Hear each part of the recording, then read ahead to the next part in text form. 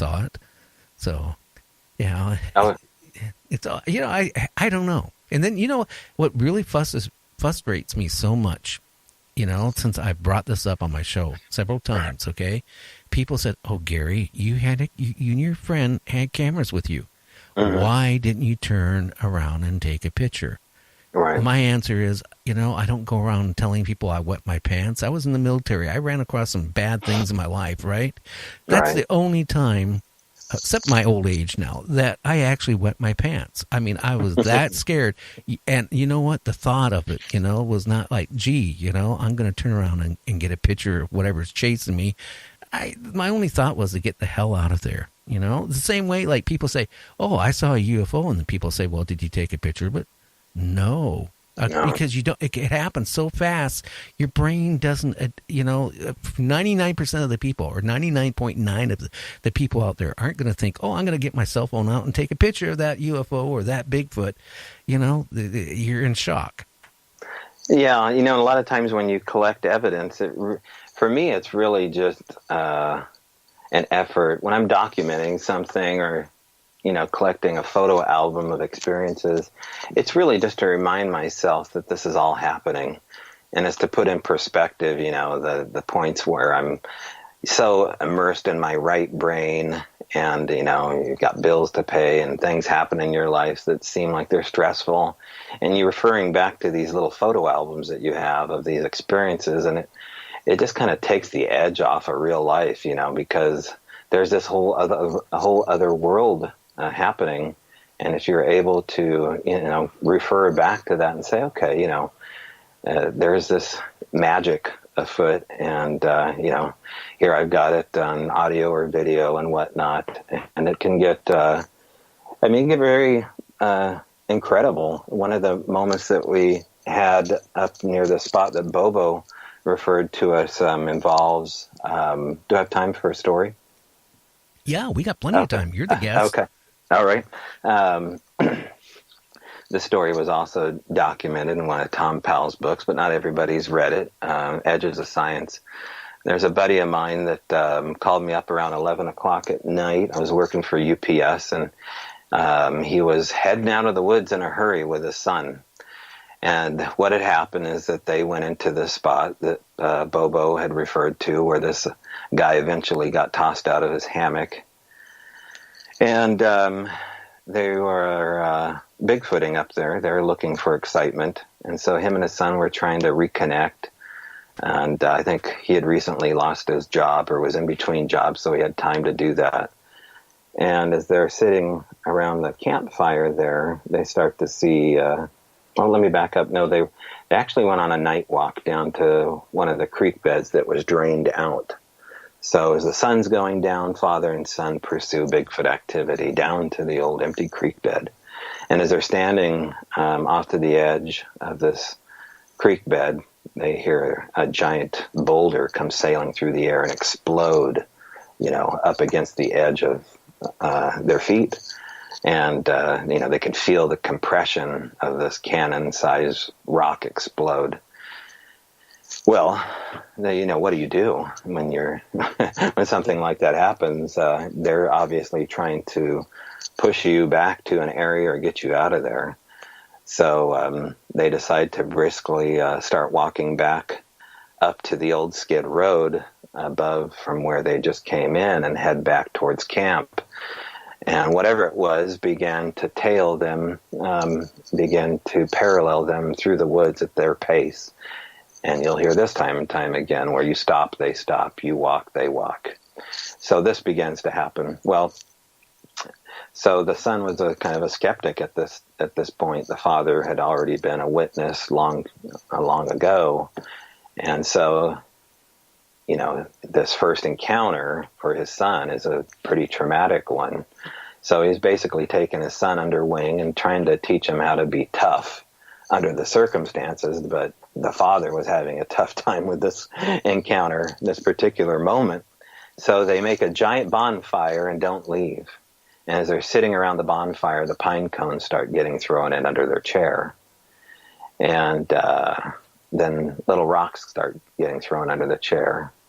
And so the father turns to the son and says, "Hey, let's just try to talk about anything other than Sasquatch, so we can get our nerves down here as this event is unfolding."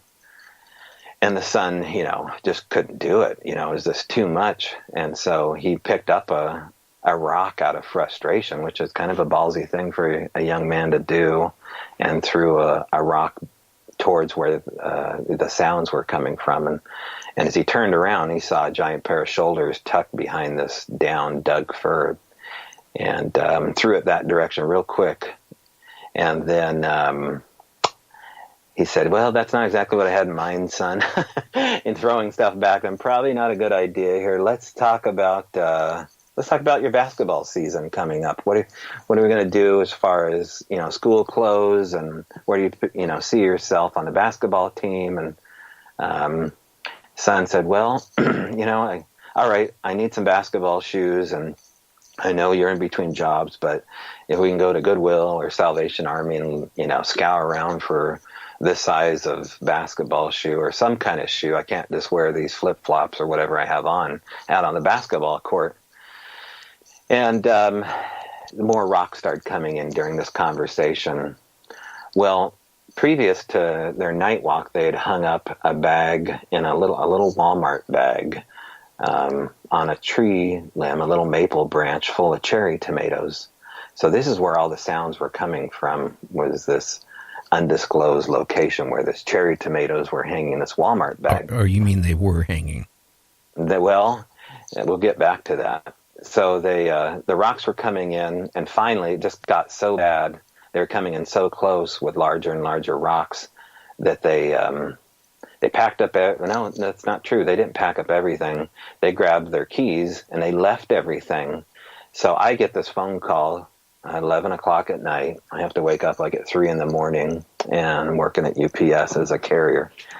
And so I'm like, hearing this story as he's driving down the highway, clocking a mighty. I can hear the engine revving in this, V8 engine, this Dodge Durango, just humming down the highway. And I hear this whole story that I just told you unfold. And then I hear in the background his son saying, "Why do I taste tomatoes in my mouth?" And I said, what did he say? Tomatoes? And he goes, well, he's smoking a cigar because he's unnerved. His dad hands him like a little Swisher Sweet to smoke on as they're speeding down the road heading back home, which is about a 2-hour drive. And his son is claiming that he's tasting tomatoes gush in his mouth. And I said, "Well, what does that mean?" So we had no idea what that meant. I mean, it's just a weird thing for a kid to say that's smoking a cigar, first of all. And Yeah. so I'll get back to maybe what that means here in the second part of the story. I decide to skip work and meet them in the morning, or I got off incredibly early and met them at the location. And as soon as we get back to this location, we're basically going there to excavate all of his fishing gear, camping gear that's worth a lot of money, and get out of there. And maybe go check these cherry tomatoes, right? So as we're coming in on this log road, we put the sun out in front of us, who's okay going back in there in broad daylight. And immediately we find these 11-inch tracks, 5-toed human tracks, walking towards this natural spring. And so we drive around these naked footprints in the mud. There's 2 of them. They're in step, spread out a good distance apart in the mud and totally castable. And so as we park the car, we go to check out these cherry tomatoes, which had been completely raided. And you could see the fingerprints on the bottom of the Walmart bag as something sat down in the ferns and sucked out the juice and threw the skins down on the ground. So I immediately went back to the comment that kid made about tasting the gushing of these cherry tomatoes in his mouth as he left.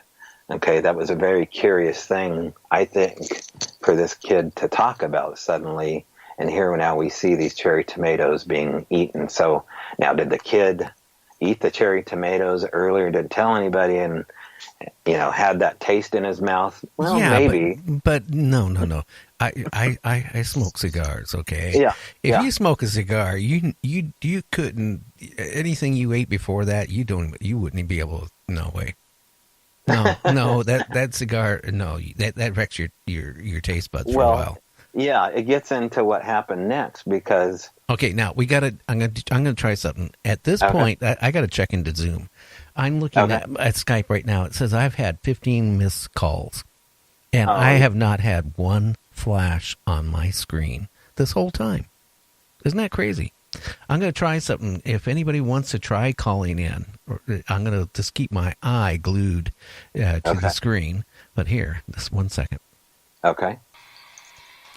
If you want to talk to Gary and his guests, the phone lines are now open. Call us at 1-253-203-6695. And that's 1-253-203-6695. I'm going to look at my monitor, and if you want to try calling in, please do. What'll probably happen is I'll see a missed call in a minute. But anyway, let's get back to the cherry phenomenon, cherry tomato phenomenon. So as we're looking at the bag getting peeled open, we collect the bag as though it's, like the holy grail of evidence. It's got these fingerprints, and now we're ready to go cast these footprints with hydrocal. And so as we're casting the footprints, we're talking more about the story and about the link maybe of tasting these cherry tomatoes somehow being related to the incident. I'm not quite sure how, but maybe it gets into, some kind of paranormal issue, which everyone's kind of on the same page with, except this little boy. It's too weird for him. And, this area it's in the deep woods. I mean, we're way back off the cliff, and it's not a legit campground. It's a good old boy campground, I call it. And so how far out was that, roughly, in miles? Well, off of the main highway of 126, it's out in the Three Sisters Wilderness, and it's probably a good 20 minutes, 30 minutes off of one of the main highways, but tucked way back off of one of these hidden little coves that you have to take and find and drive over a culvert and have four-wheel drive, and you think you're lost, but you're found. And so that's the kind of area we're in. But it has this beautiful natural spring, and that's why these good old boys put a campsite there one day. And so as we're casting these prints, his father turns to him and says, "Hey, why don't you go leave them some dog food in a different bag in that same area?" Well, that area where that cherry tomato bag was ripped into is maybe 100 yards from where these prints are.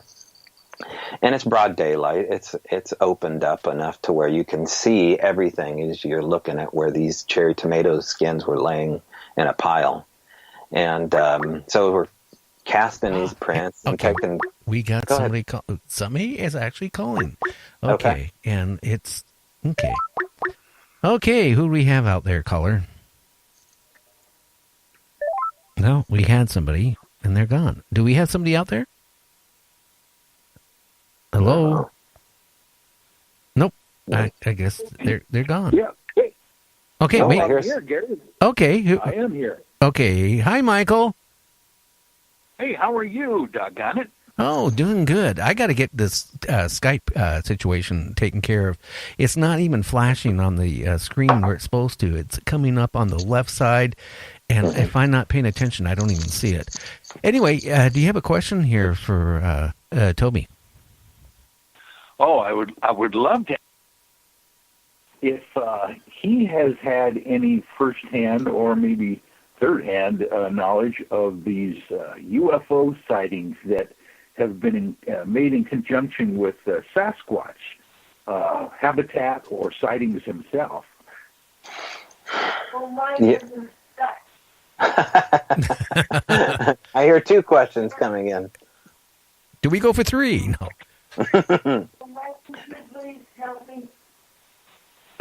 Oh, can you hear me? I could hear you. I just wasn't sure if there was a secondary question. Yeah, we heard in the back. Oh no. But, okay. Yeah, no. I guess it depends if you mean a spacecraft or these lights. I've seen what looks like. Yeah, I've seen spaceship looking lights while I'm out Bigfooting. that look like they're high altitude spacecraft. I've never seen anything that I could say for certain, but as far as seeing these organic